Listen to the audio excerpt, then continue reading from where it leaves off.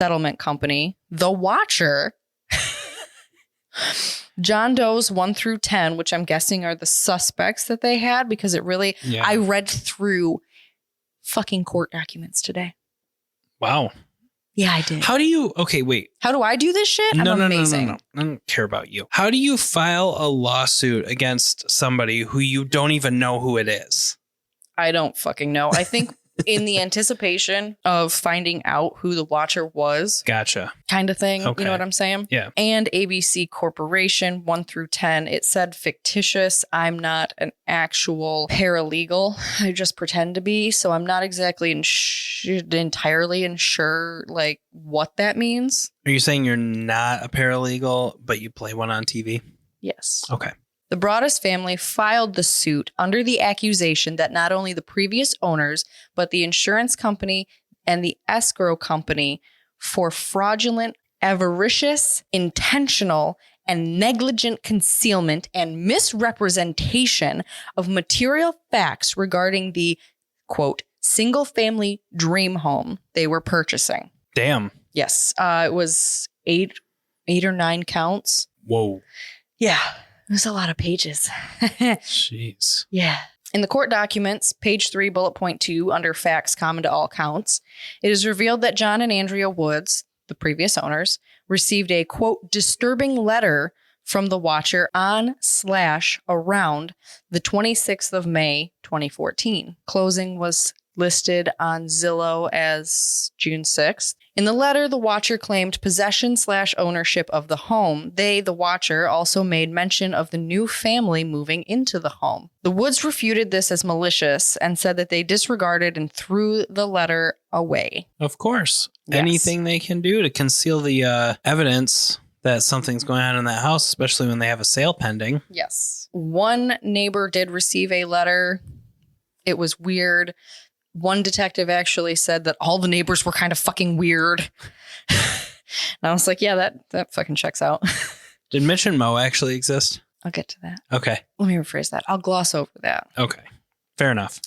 Unfortunately, the case was dismissed and didn't receive the jury trial that the Broaddus family had hoped for. The Woods family also declined to comment about the Watcher or the civil suit when asked by the original writer of that article from The Cut. Having never actually lived in the home, they made several attempts to rent it out. They did do what I feel is a responsible thing and disclosed the Watcher letters to potential buyers as well. That was definitely counterproductive to unloading the home, because every fucking time they were like, no, thank you. Yeah, I would too. Sorry. I mean, I get it. I do. If it was me, I like they said in the show, I would feel responsible in saying, hey, this shit's going on. I don't know what's up with that, but this shit's going on. Mm-hmm. Over the time of their ownership, the Broadduses received a total of 3 letters. Oh, I lost my page. Makes me want a hot dog real bad.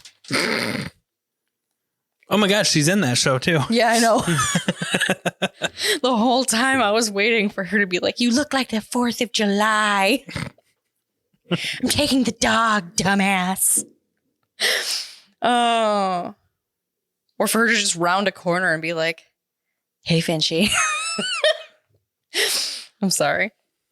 I love Jennifer Coolidge. However, the 3rd letter. All of the windows and doors in 657 Boulevard allow me to watch you and track you as you move through the house. Who am I? I am the Watcher, and I have been in control of 657 Boulevard for the better part of 2 decades now. The Woods family turned it over to you. It was their time to move on and kindly sold it when I asked them to. I pass by many times a day. 657 Boulevard is my job, my life, my obsession. And now, you are too, Broaddus family. Welcome to the product of your greed. Greed is what brought the past 3 families to 657 Boulevard, and now it has brought you to me. Have a happy moving in day. You know I will be watching. Jesus fuck. No, I thank you. would fucking shit my pants. Yep. Honestly. No thanks, buddy. There's a bunch of more stuff in the court. Again, it's like quoted, glossed over kind of thing. like quote excerpts taken from the letters. There was something about like in this they do it in the show where when I find out the children's names, I will call to them and this, that, and the other. And I was like, ooh, I would fucking behead you. If those were my kids, I would be Jason Voorhees macheteing everyone that comes to my goddamn door. Like, I think the fuck not. No. They did at one point hire private investigators to help them, though all leads came to a dead end. They also did actually get in contact with the FBI. Because I know in the show they talked to the detective and he's like, I know every cop in town, bucko. Yes, that is a reference to 10 Things I Hate About You. And I know all those guys. We're going hunting this weekend, as a matter of fact. Like shit like that. They did actually get in contact with the FBI. And in the show, they do have the DNA tested. Well, fun fact, they did have letters tested on a private DNA company, like an Ancestry.com, whatever type thing. Right. And it did come back as a female. Really? It did. It did come back as female DNA. However, they took it to, like I said, a private company to have it tested against like a whole pool of data. And they said, hey, we will pay you. And they were like, well, this isn't really worth our time. And that's when they said, we'll pay you. And as a matter of fact, you're so backed up on doing these, we will pay for several other DNA tests for people to be run through. Like not only ours that we're bringing to you, but we will pay for several other people's DNA to be run through your system and matched and stuff like that. Wow. That like people had submitted for other whatever they're doing, you know? And they still, to this day, have not done it. Holy fuck. Nope. Whatever company, whoever it is that they took it to said, no. And still has not taken them up on it. Wow. As of that article, that second article, the follow-up from the cut that I was reading, that was actually published in 2022 because of the show. Wow. Yes. That's insane. So, are you ready? I'm not going to get into specific prices, but are you ready for how many fucking times it was on and off the market? Sure. Oh, God. So after they purchased it on June 6th, on or around June 2nd, as the court documents say, it was listed February 21st of 2015, then reduced price in on March 17th of 2015, reduced again April 2nd, and again May 14th, and finally taken off the market June 18th, all of 2015. It then went back on the market October 9th of 2017. Wow. Then listed for rent at $5,000 a month in January of 2018. The official sale listing was removed April 12th, 2018, with the rental listing removed May 3rd, 2018. Relisted for sale again March 13th of 2019, with sale pending April 14th, and finally sold July 2nd of 2019. Wow. Yes. And that whole time was the Broaddus family still the owners? Holy shit. 8 fucking years or something like that? That's no 5 years. 5 years. I'm sorry. Math is not your strong suit. No, it's not. And it's fucking midnight 30. No, it's just barely going on midnight, but I'm exhausted. So what a fucking nightmare. Yeah, seriously. Now they, like in the show, had they moved out? They never moved in, Stephen. Oh, okay. I must have missed that. So they never actually moved into this house. Moved into that house. Holy fuck. Yes. Wow. Yep. The entire ordeal seems to be very controversial in the actual town itself. Most everyone has an opinion about the Watcher, but it's split down the middle of if it's a hoax or real. What seems abundantly clear, and I'm going to say this, and I wish I could pull up that article, but it cut me off. So I'm going to paraphrase. What seems abundantly clear, however, is that it was an absolute joke to the police department. In fact, I believe he was the lead detective, not just on the case, but like their highest honcho detective or whatever, made a disparaging comment during a Halloween event about the family after there was a Halloween gingerbread house made to look like 657 Boulevard, complete with Watcher letters on the porch. Damn. And the guy that headed up the investigation actually was like, what a fucking asshole. Like the detective himself, who, not the head of the department, that was who made the comment, basically. Mm-hmm. But the guy that was the lead investigator, the lead detective on that, was like, that was bullshit. That was fucking wrong. That is you not taking someone else's security seriously, basically. Yeah. And like went on record in that article and said that. Yes. Wow. Well, and they make it a point to like make it abundantly clear in the show too that the police department does not give a shit. No. And they did make the Brannick family, right? Yeah. Is that their last name? Okay. Well, in the fake show, last name, in yeah. the show, like the laughing stock of the town. Yes. Yeah. Yes. Yes.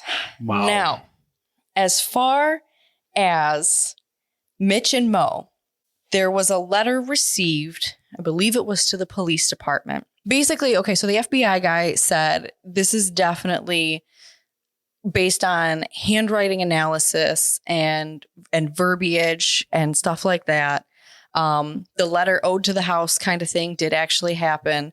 Roger Kaplan is, I forget his real name, but it's really fucking close. And fun fact, his brother, Roger Kaplan, quote unquote, his character name, has a brother in town, Rick or something like that, Richard or some shit like that, Kaplan, who owns a law firm, is a practicing lawyer who represented the Woods in the civil suit. Interesting. And however, he did absolutely admit to writing letters to the house over the years, and it was an assignment, but never anything threatening or any just absolute fucking poetry to this house. Like they show in the show. Yes. And when asked for comment, the Woods has never commented, but his brother did say, oh, hell no, that sounds nothing like anything my brother would ever say. Definitely not him. I believe it was the police department or something like that, received a letter from something. It was an MM pseudonym. Okay. And there was a show in the 60s where it was a detective and his boy wonder helper type thing partner. And they took Malcolm Maddox. Malcolm Maddox is a pseudonym whoever sent this fucking letter used. And it was the last name of each of these characters basically put together.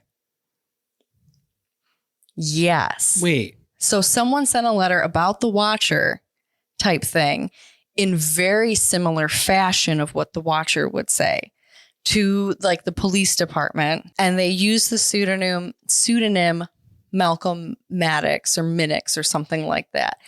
But that would have to have been someone who had pop culture knowledge, like actual pop culture knowledge of the 60s. Like they lived through it. They watched this show. Mm-hmm. It was a detective show, weird shit like that. Yes. So, and that's kind of where Mitch and Mo come from. Okay. I think is like the name there. You know what I mean? Yeah. No idea whoever fucking wrote that letter either. However, a lot of the close neighbors have actually unfortunately passed away. I mean, that's life. People get older. Things happen. People pass away. Yeah. So you never know. You never know. While the case of the Watcher has still remained a mystery, post-ordeal, there was some insight. DNA left on the envelope means the Watcher is a woman. Huh. Yes. I did not read anything about a Theodora, but the only thing I can figure out is that was their private investigator. Oh, yeah. But okay. I fucking knew that she was a good one. The minute she stepped on screen, I'm like, this is my bitch. And I love her. I'm ride or die for this character now. Like, I don't give a fuck about anybody else in the show. Only Theodora. She's a good one. So, yeah.